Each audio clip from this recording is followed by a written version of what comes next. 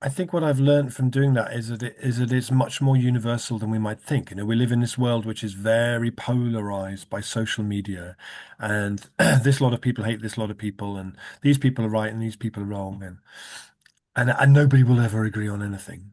Actually, when you do that exercise, you realize maybe, yeah, like Elise Boulding said, we have a lot more in common than we might have thought do, and that maybe that also gives us a really good platform on which to start.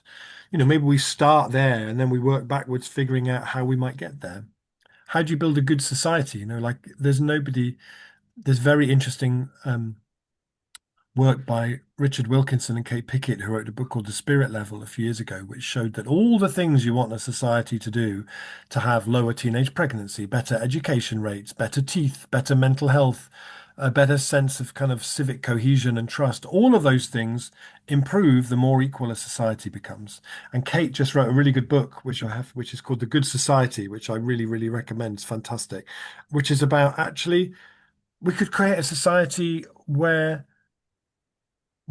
people are much healthier and people are better educated, and it's not a huge leap to make. It's all entirely possible. It's only this weird thing that we've allowed to take hold over the last 40, 50 years that change can't happen quickly, and change has to be very unambitious. And we just need to have everything in little incremental little steps. And we can't do bold, imaginative things.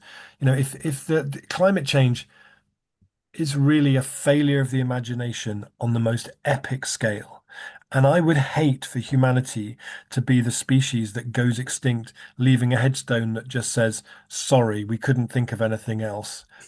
I think we're better than that. And our history shows there are many times when people are motivated and do incredible stuff on behalf of each other and improving the world for each other. This time is no different from any of those other times.